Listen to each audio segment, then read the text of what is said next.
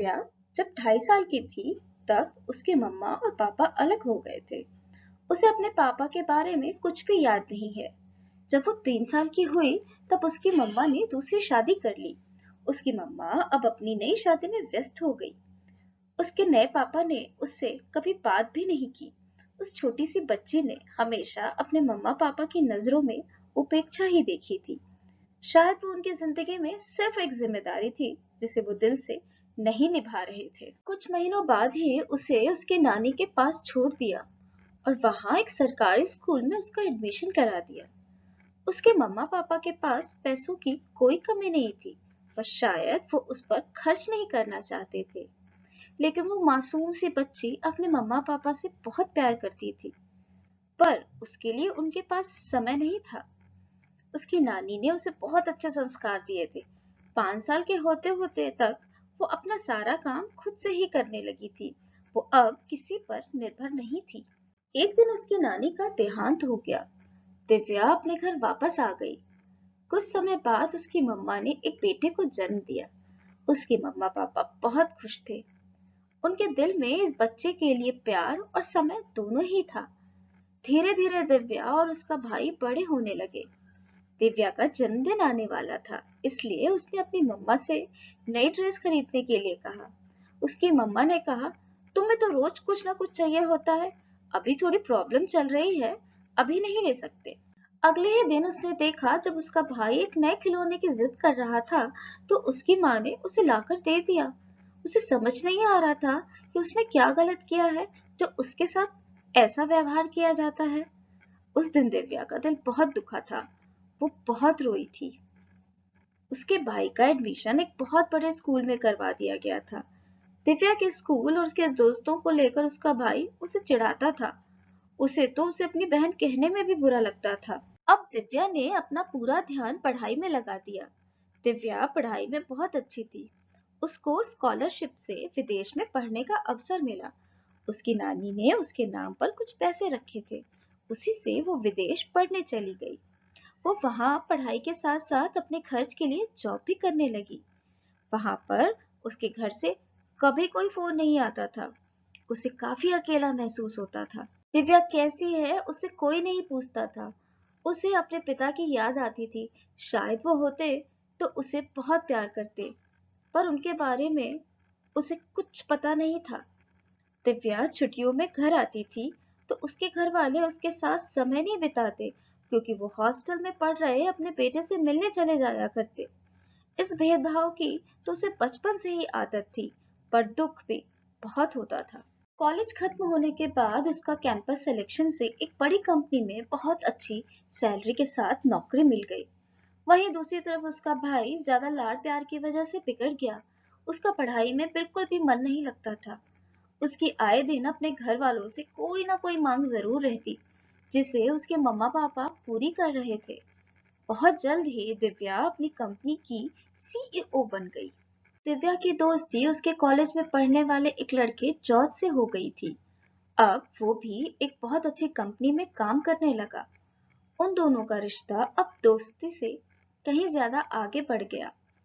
एक दिन जॉर्ज दिव्या को अपने परिवार वालों से मिलवाने ले गया। उसके घर वालों ने उसका खुले दिल से स्वागत किया और उसे बहुत प्यार और अपनापन दिया। दिव्या को अपनी नानी के जाने के बरसों बाद इतना अपनापन किसी से मिला, जिसके लिए वो हमेशा तरसती रही। एक दिन उसकी मम्मा का फोन उसे आया कि उसके पापा को बिजनेस में बहुत बड़ा नुकसान हो गया है, इसलिए पैसे भेज दे। पर एक बार भी ये नहीं पूछा कि दिव्या तुम कैसी हो। दिव्या ने तुरंत अपने अकाउंट से उन्हें पैसे भेज दिए। दिव्या ने अपनी मम्मा से जॉर्ज के बारे में एक दिन कॉल करके बताया और कहा कि वो उससे शादी करना चाहती है। उसकी मम्मा ने कहा, हाँ ठीक है, तुम शादी कर लो, हम लोग आ जाएंगे। दिव्या ने अपने मम्मा पापा व भाई को फ्लाइट का टिकट भेज दिया था। वो बहुत खुश थी। बहुत दिनों बाद उसकी मुलाकात अपने परिवार से होगी। शादी का दिन भी आ गया और वो सुबह से ही उनका इंतजार कर रही थी, पर उसके घर से कोई नहीं आया। जब उसने कई बार फोन किया तो उसकी माँ ने कहा, तुम्हारे भाई की तबीयत ठीक नहीं है, इसलिए हम लोग नहीं आ पाएंगे। उस दिन दिव्या ने बहुत मुश्किल से अपने आप को संभाला था। शादी के बाद उसे ससुराल में बहुत प्यार और सम्मान मिला। उसके स्वभाव की हमेशा तारीफ होती रही। उसके स्वभाव की तो उसके घर पे कभी अहमियत ही नहीं दी गई थी। वो बहुत खुश थी। उसने प्रोफेशनल सक्सेस तो देखी थी, पर घर पर प्यार उसे पहली बार मिला था। कुछ दिनों बाद दिव्या की मम्मा का फिर से फोन आया कि उन्हें काफी पैसों की जरूरत है, नहीं तो उसके पापा को उनका घर बेचना पड़ेगा। दिव्या ने जॉर्ज से सारी बात बताई। उसने भी उनकी मदद करने को कहा। दोनों की ही बहुत अच्छी सैलरी थी, तो इसलिए कोई दिक्कत भी नहीं थी। एक दिन जॉर्ज ने दिव्या से कहा कि कल हम इंडिया चलेंगे। उसे मुंबई के ऑफिस में कुछ काम है। दिव्या तैयार हो गई। उसने सोचा कि वो अपने मम्मा पापा से मिलने दिल्ली चली जाएगी। उनका हाल भी ले लेगी और पैसों से मदद भी कर देगी। वो जब इंडिया आ गई तो जॉर्ज उसे मुंबई की ओल्ड एज होम ले गया। दिव्या ने पूछा, तुम्हें ऑफिस का यहाँ पे क्या काम है? जॉर्ज ने कहा, मैं यहाँ तुमसे किसी को मिलवाने लाया हूँ। उसने एक बुजुर्ग व्यक्ति से उसे मिलवाया और बताया कि वो उसके पापा हैं, जो व्हीलचेयर पर बैठे थे। दिव्या उन्हें नहीं पहचानती थी, न ही उसने कभी उनकी फोटो देखी थी। जॉर्ज ने उसे बताया कि वो काफी दिनों से उनकी तलाश में लगा हुआ था और कल ही इनका पता चला है। वो अपने पिता से मिलकर बहुत खुश हुई। उसके पापा ने उसकी बचपन की उनके साथ कई सारी फोटोग्राफ्स दिखाई। उन्होंने बताया कि जब वो छोटी थी तो उनका एक एक्सीडेंट हो गया था और उनके दोनों पैर खराब हो गए। डॉक्टरों ने बताया कि वो कभी ठीक नहीं हो पाएंगे। इसके बाद ही उसकी माँ और वो अलग हो गए। उन्होंने कहा, जब वो खुद ही किसी पर निर्भर थे तो उसके देखभाल कैसे करते, इसलिए उन्होंने सोचा वो अपने माँ के साथ ही खुश रहेगी। दिव्या अब जल्द से जल्द दिल्ली अपने मम्मा पापा से मिलना चाहती थी। उसके मन में बहुत सारे सवाल भी थे। वो दोनों जैसे ही दिल्ली एयरपोर्ट पर पहुंचे, वहां उनकी मुलाकात उसके घर के पास रहने वाली एक दोस्त से हो गई। उसने पूछा, तुम भी अपने मम्मा पापा व भाई के साथ वर्ल्ड टूर पर जाने के लिए आई हो? दिव्या ने कहा कि क्या कह रही हो? तुम्हें ऐसा किसने कहा? दिव्या की फ्रेंड ने कहा कि जब पिछले महीने उसका भाई उसके शोरूम में नई कार लेने आया था, तभी उसने बताया। दिव्या मुस्कुरा दी और कुछ नहीं कहा।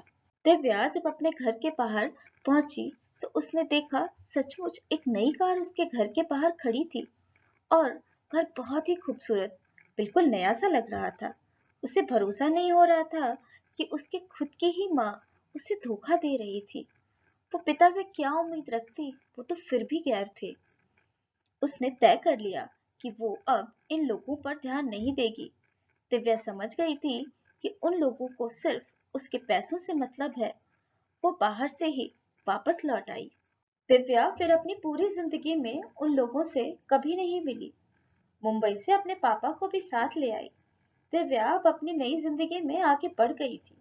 वो जॉर्ज, अपने पिता और ससुराल वालों के साथ बहुत खुश थी। वहीं दूसरी तरफ उसका भाई अपना कॉलेज भी पूरा नहीं कर पाया और हमेशा अपने मम्मा पापा पर ही निर्भर रहा।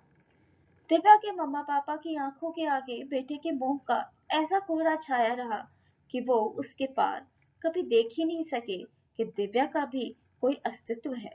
दिव्या जैसे लोगों के बारे में बस यही कहना चाहूंगी कि जिसने कभी दिल की बयान नहीं की, उसकी कभी किसी ने जानी नहीं, और जिसकी किसी ने जानी नहीं, उसकी कभी किसी ने मानी नहीं।